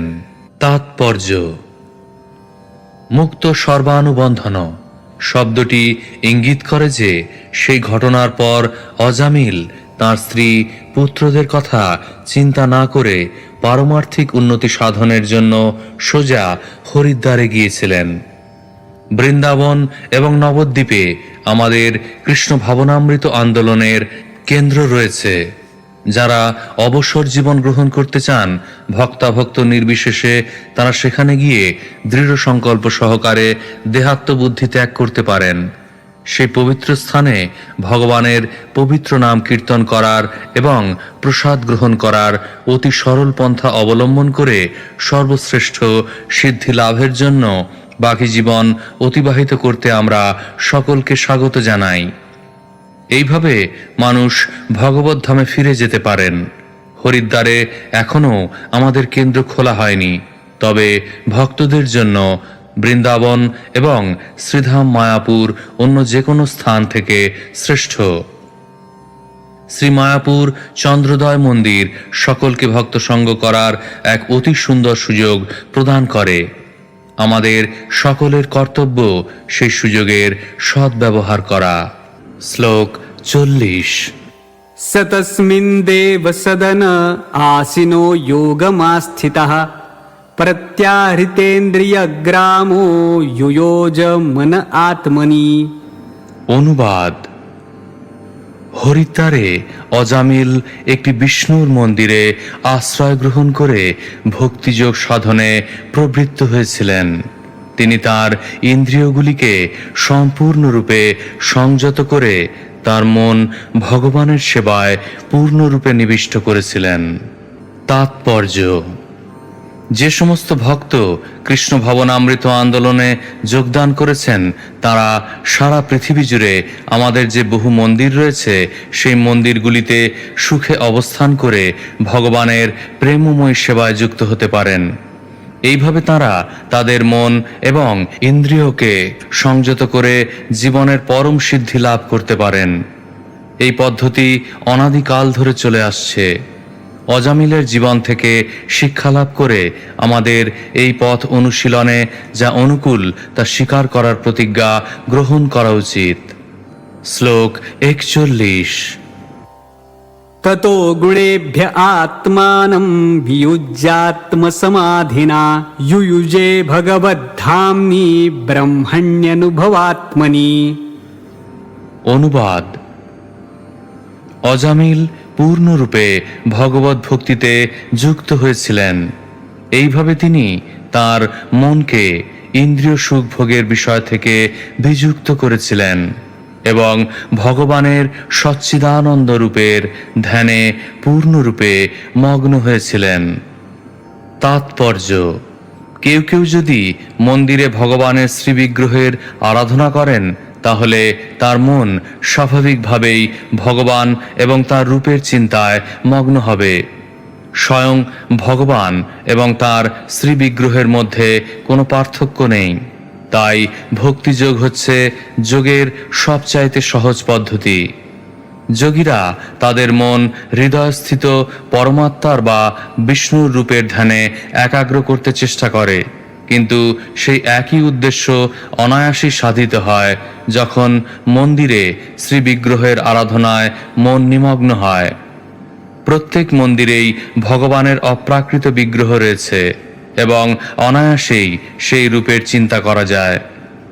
আরতির সময় ভগবানকে দর্শন করে তার উদ্দেশ্যে ভোগ নিবেদন করে এবং নিরন্তর তার শ্রীবিগ্রহের কথা চিন্তা করে সর্বোত্তম স্তরের যোগী হওয়া যায়। এটি যোগ সাধনের সর্বোত্তম পন্থা, যে কথা ভগবান ভগবদ্গীতায় 6:47 প্রতিপন্ন করেছেন। योगिनामपि सर्वेषां मद्गतेनान्तरात्मना श्रद्धावान् भजते यो मां समे युक्ततमो मतः। যিনি শ্রদ্ধা সহকারে মদ্গত চিত্তে আমার ভজনা করেন তিনি সবচেয়ে অন্তরঙ্গভাবে আমার সঙ্গে যুক্ত এবং তিনি সমস্ত যোগীদের থেকে শ্রেষ্ঠ। সর্বোত্তম যোগী হচ্ছেন তিনি যিনি সর্বদা ভগবানের রূপের চিন্তায় মগ্ন হয়ে তার ইন্দ্রিয়গুলিকে সংযত করেন এবং জড়জাগতিক কার্যকলাপ থেকে বিরত হন। শ্লোক 42। यर्ह्युपारतद्धिस्तस्मिन् अद्राक्षित् पुरुषान् पुरः उपलभ्योपलब्धान् प्राग् ववन्दे शिरसा द्विजः। অনুবাদ: যখন তার বুদ্ধি এবং মন ভগবানের শ্রীরূপে নিবদ্ধ হয়েছিল তখন ব্রাহ্মণ অজামিল আবার তার সম্মুখে 4 জন দিব্য পুরুষকে দেখতে পেলেন। তাদের তিনি পূর্বদৃষ্ট 4 জন পুরুষ বলে চিনতে পেরে মস্তক অবনত করে প্রণাম করলেন। তাৎপর্য: অজামিলের মন যখন ভগবানের শ্রীরূপে দৃঢ়ভাবে নিবিষ্ট হয়েছিল তখন যে বিষ্ণুদূতেরা তাকে পূর্বে উদ্ধার করেছিলেন তারা পুনরায় তার সম্মুখে আবির্ভূত হয়েছিলেন। অজামিলকে তার চিত্ত ভগবানের ধ্যানে নিবিষ্ট করার সুযোগ দেওয়ার জন্য বিষ্ণুদূতেরা কিছুক্ষণের জন্য চলে গিয়েছিলেন। এখন তার ভক্তি পরিপক্ক হওয়ার ফলে তারা তাকে নিয়ে যাওয়ার জন্য ফিরে এসেছিলেন। সেই বিষ্ণুদূতেরাই যে এসেছেন সেই কথা বুঝতে পেরে অজামিল নতমস্তকে তাদের প্রণতি নিবেদন করেছিলেন। শ্লোক 43। हित्वा कलेवरं तीर्थे गंगायां दर्शनादनु सद्यस्वरूपं जगृहे भगवत्पार्श्ववर्तिनाम्। অনুবাদ: বিষ্ণুদূতদের দর্শন করে অজামিল হরিদ্বারে গঙ্গার তীরে তার জড়দেহ ত্যাগ করেছিলেন। তিনি তার চিন্ময় স্বরূপ প্রাপ্ত হয়েছিলেন, যা ভগবৎ পার্শ্বদের উপযুক্ত ছিল। তাৎপর্য: ভগবদ্গীতায় 4:9 ভগবান বলেছেন, जन्म कर्म च मे दिव्यम् एवं यो वेत्ति तत्त्वतः त्यक्त्वा देहं पुनर्जन्म नैति मामेति सोऽर्जुन। হে অর্জুন, যিনি আমার এই প্রকার দিব্য জন্ম এবং কর্ম যথাযথভাবে জানেন, তাকে আর দেহত্যাগ করার পর পুনরায় জন্মগ্রহণ করতে হয় না। তিনি আমার নিত্যধাম লাভ করেন। কৃষ্ণ ভক্তির পূর্ণতার ফল হচ্ছে যে জড়দেহ ত্যাগ করার পর ভক্ত তৎক্ষণাৎ ভগবানের পার্শ্বদ হওয়ার জন্য তার চিন্ময় স্বরূপ প্রাপ্ত হয়ে চিৎ জগতে স্থানান্তরিত হন। কোনো কোনো ভক্ত বৈকুণ্ঠ লোকে যান এবং অন্য ভক্তরা শ্রীকৃষ্ণের পার্শ্বদ হওয়ার জন্য গোলক বৃন্দাবনে যান। শ্লোক 44। साकं विहाय सा विप्रो महापुरुष किङ्करैः हैमं विमानमारुह्य ययो यत्र श्रियः पतिः। অনুবাদ: বিষ্ণুদূতদের সঙ্গে স্বর্ণ নির্মিত বিমানে আরোহণ করে অজামিল আকাশ মার্গে লক্ষ্মীপতি ভগবান শ্রীবিষ্ণুর ধামে গমন করেছিলেন। তাৎপর্য: বহু বছর ধরে জড় বৈজ্ঞানিকেরা চাঁদে যাওয়ার চেষ্টা করছে, কিন্তু তা সত্ত্বেও তারা এখনো সেখানে যেতে পারেনি। অথচ চিন্ময় লোকের চিন্ময় বিমান মুহূর্তের মধ্যে কাউকে ভগবত ধামে নিয়ে যেতে পারে। এই প্রকার চিন্ময় বিমানের গতিবেগ আমাদের কল্পনারও অতীত। আত্মা মন থেকেও সূক্ষ্ম এবং মন যে কত দ্রুত গতিতে এক স্থান থেকে আরেক স্থানে যেতে পারে তা সকলেই জানে। অতএব মনের গতির সঙ্গে তুলনা করে আত্মার গতি কল্পনা করা যেতে পারে। শুদ্ধ ভক্ত তার জড়দেহ পরিত্যাগ করে তৎক্ষণাৎ এক পলকেরও কম সময়ের মধ্যে ভগবত ধামে ফিরে যেতে পারেন। শ্লোক 45। एवं स विप्लावित सर्वधर्मा दास्यापतिः पतितो गर्ह्यकर्मणा निपात्यमानो निरये हतव्रतः सद्यो विमुक्तो भगवन्नाम गृह्णन्। অনুবাদ: অজামিল ছিলেন ব্রাহ্মণ, কিন্তু অসৎ সঙ্গের ফলে তিনি ব্রাহ্মণোচিত অনুষ্ঠান এবং ধর্ম পরিত্যাগ করেছিলেন।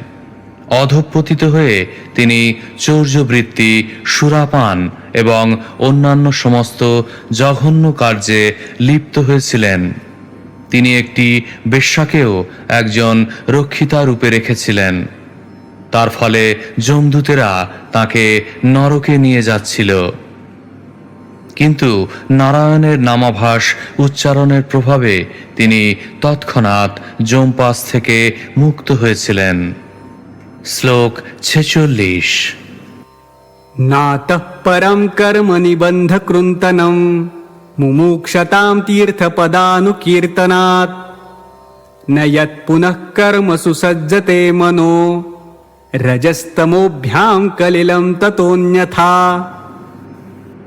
অনুবাদ: অতএব যারা জড় জগতের বন্ধন থেকে মুক্ত হওয়ার অভিলাষী, তাদের কর্তব্য যে ভগবানের শ্রীপাদপদ্মে সমস্ত পবিত্র তীর্থ বিরাজ করে, সেই ভগবানের নাম, যশ, রূপ, লীলা আদির মহিমা কীর্তন করার পন্থা অবলম্বন করা।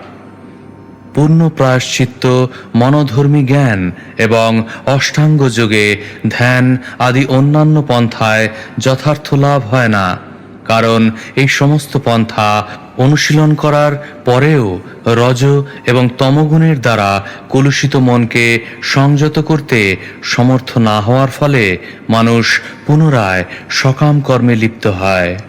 তাৎপর্য: প্রকৃতপক্ষে দেখা গেছে যে তথাকথিত সিদ্ধি লাভ করার পরেও কর্মী, জ্ঞানী এবং যোগীরা পুনরায় জড়জাগতিক কার্যকলাপে আসক্ত হয়। তথাকথিত বহু স্বামী ও যোগী জগন মিথ্যা বলে জড়জাগতিক কার্যকলাপ পরিত্যাগ করে, কিন্তু কিছুদিন পরে তারা হাসপাতাল, স্কুল ইত্যাদি খুলে অথবা জনহিতকর কার্যকলাপের অনুষ্ঠান করে পুনরায় জড়জাগতিক কার্যকলাপে লিপ্ত হয়।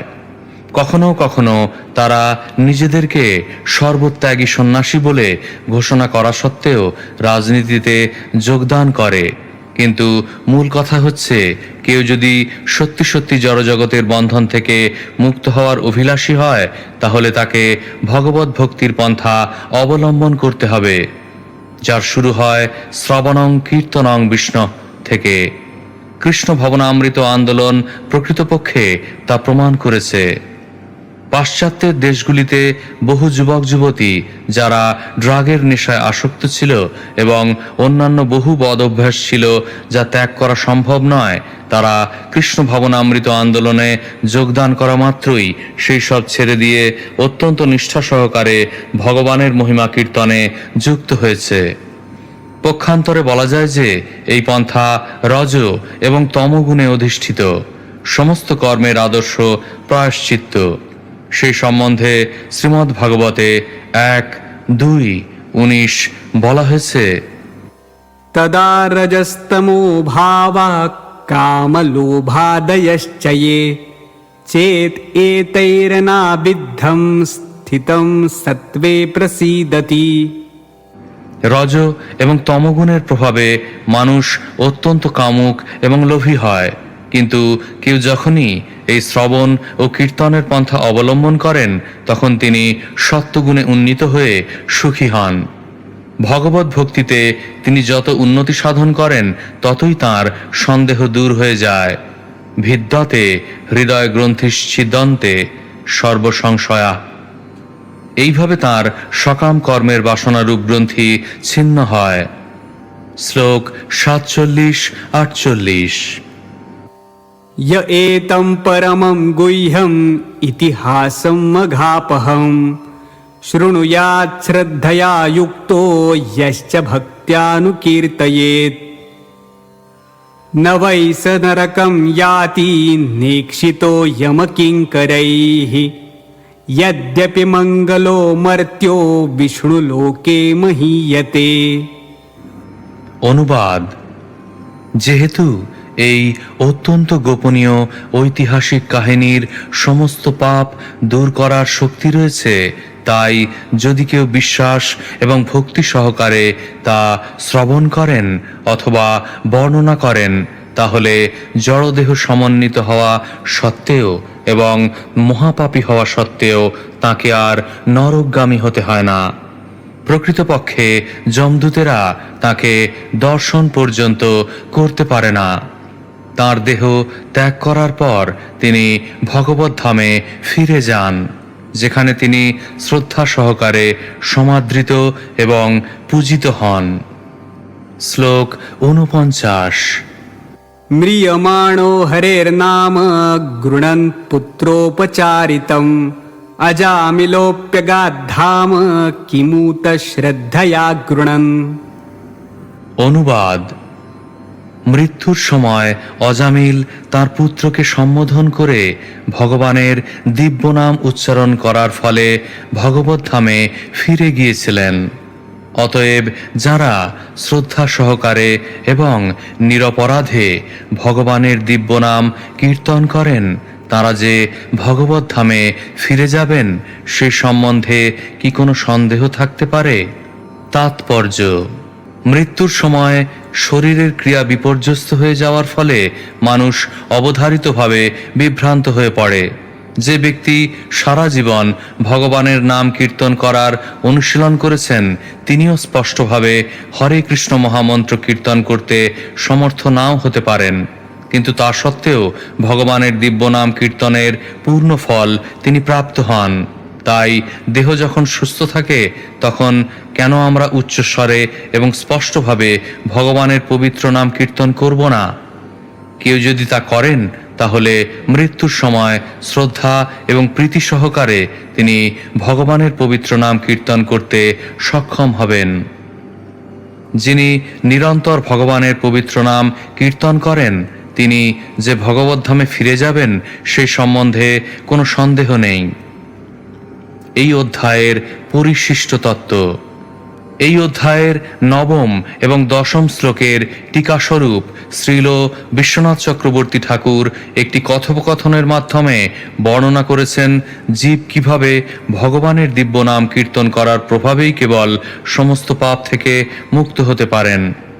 কেউ বলতে পারে নামাভাসের ফলে সমস্ত পাপ থেকে মুক্ত হওয়া যায়। সেই কথা নয়তো স্বীকার করা গেল, কিন্তু কেউ যদি ইচ্ছাকৃতভাবে কেবল একবারই নয় বহুবার পাপ করে তাহলে সে 12 বছর অথবা তারও অধিক কাল প্রায়শ্চিত্ত করার পরেও সেই পাপ থেকে মুক্ত হতে পারে না। তাহলে কেবল একটিমাত্র নামাভাসেই সেই মহাপাতকের প্রায়শ্চিত্ত কিভাবে হতে পারে? তার উত্তরে শ্রীল বিশ্বনাথ চক্রবর্তী ঠাকুর এই অধ্যায়ের নবম এবং দশম শ্লোকের উদ্ধৃতি দিয়েছেন। স্বর্ণ অথবা অন্যান্য মূল্যবান বস্তুর অপহরণকারী, মদ্যপায়ী, মিত্রদ্রোহী, ব্রহ্মঘাতী, গুরুপত্নীগামী, স্ত্রী হত্যাকারী, গো হত্যাকারী, পিতৃহত্যাকারী, রাজহত্যাকারী যে সমস্ত পাতকী রয়েছে, শ্রী বিষ্ণুর নাম উচ্চারণ তাদের শ্রেষ্ঠ প্রায়শ্চিত্ত। কেবল ভগবান শ্রীবিষ্ণুর দিব্য নাম উচ্চারণের ফলেই এই প্রকার পাপীরা ভগবানের দৃষ্টি আকর্ষণ করে এবং ভগবান তখন মনে করেন যেহেতু এই ব্যক্তি আমার দিব্য নাম উচ্চারণ করেছে তাই আমার কর্তব্য হচ্ছে তাকে রক্ষা করা। ভগবানের নাম কীর্তন করার প্রভাবে সমস্ত পাপ বিনষ্ট হয়ে যায়, যদিও তাকে প্রায়শ্চিত্ত বলা হয় না। সাধারণত প্রায়শ্চিত্তের প্রভাবে পাপ থেকে সাময়িকভাবে নিষ্কৃতি লাভ হতে পারে, কিন্তু তা পাপ বাসনা নির্মূল করে হৃদয়কে সম্পূর্ণরূপে নির্মল করতে পারে না। তাই প্রায়শ্চিত্ত ভগবানের দিব্য নাম কীর্তনের মতো শক্তিশালী নয়। শাস্ত্রে বলা হয়েছে যে কেউ যদি কেবল একবার ভগবানের নাম উচ্চারণ করেন এবং সর্বতোভাবে ভগবানের শ্রীপাদপদ্মের শরণাগত হন তাহলে ভগবান তৎক্ষণাৎ তাকে তার নিজের জন বলে মনে করেন এবং সর্বদা তাকে রক্ষা করেন। সেই কথা শ্রীল শ্রীধর স্বামীও প্রতিপন্ন করেছেন। যমদূতেরা যখন অজামিলকে নিয়ে যাচ্ছিল তখন ভগবান তাকে রক্ষা করবার জন্য তার দূতদের পাঠিয়েছিলেন এবং অজামিল যেহেতু সমস্ত পাপ থেকে মুক্ত হয়েছিলেন তাই বিষ্ণুদূতেরা তার পক্ষ অবলম্বন করে বিষ্ণুদূতদের তিরস্কার করেছিলেন। অজামিল তার পুত্রের নামকরণ করেছিলেন নারায়ণ এবং যেহেতু তার সেই পুত্রটি তার অত্যন্ত প্রিয় ছিল তাই তিনি বারবার তার নাম ধরে ডাকতেন। তার পুত্রকে সম্বোধন করে ডাকলেও সেই নাম ছিল অনন্য প্রভাব সম্পন্ন, কারণ নারায়ণের নাম পরমেশ্বর ভগবান নারায়ণ থেকে অভিন্ন। অজামিল যখন তার পুত্রের নারায়ণ নামকরণ করেছিলেন তখন তার সমস্ত পাপ মোচন হয়েছিল এবং তার পুত্রের নাম ধরে ডাকার ছলে তিনি শত সহস্রবার নারায়ণের দিব্য নাম উচ্চারণ করেছিলেন। এইভাবে তিনি অজ্ঞাতসারে কৃষ্ণ ভক্তির পথে উন্নতি সাধন করেছিলেন। কেউ তর্ক করতে পারে তিনি যেহেতু নিরন্তর নারায়ণের নাম উচ্চারণ করেছিলেন তাহলে তার পক্ষে বেশ্যার সঙ্গ করা এবং সুরাপান করা কিভাবে সম্ভব ছিল। তার পাপ কর্মের দ্বারা তিনি বারবার দুঃখ দুর্দশা বরণ করছিলেন এবং তাই কেউ বলতে পারে যে অন্তিম সময় তিনি যে নারায়ণের নাম উচ্চারণ করেছিলেন সেটিই ছিল তার মুক্তির কারণ। কিন্তু তাহলে তার সেই নাম উচ্চারণ নাম অপরাধ হতো।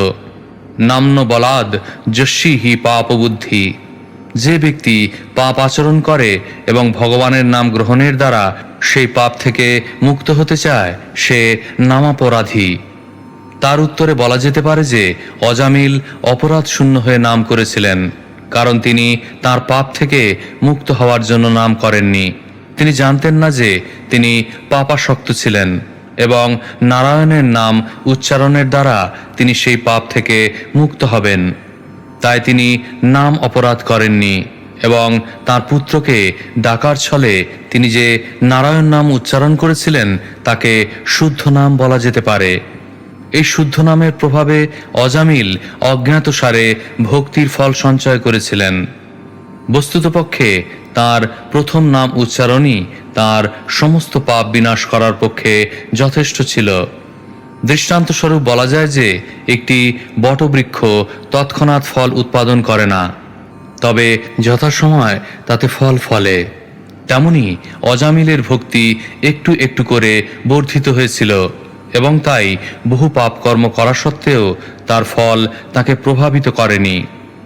শাস্ত্রে বলা হয়েছে যে কেউ যদি একবারও ভগবানের নাম উচ্চারণ করেন তাহলে অতীত, বর্তমান এবং ভবিষ্যতের সমস্ত পাপ থেকে তিনি মুক্ত হন। আরেকটি দৃষ্টান্ত হচ্ছে, কেউ যদি সাপের বীজ দাঁত ভেঙে দেয় তাহলে ভবিষ্যতে যদি সেই সাপটি কাউকে বারবার দংশনও করে তাহলে কোনো প্রকার বিষক্রিয়া হয় না। তেমনি ভক্ত যদি একবারও নিরপরাধে ভগবানের পবিত্র নাম কীর্তন করেন তাহলে তা তাঁকে অনন্তকাল রক্ষা করবে। তাকে কেবল যথাসময় সেই কীর্তনের ফল লাভের জন্য অপেক্ষা করতে হবে। ইতি শ্রীমদ্ ভাগবতের ষষ্ঠ স্কন্ধের বিষ্ণুদূত কর্তৃক অজামিল উদ্ধার নামক দ্বিতীয় অধ্যায়ের ভক্তি বেদান্ত তাৎপর্য।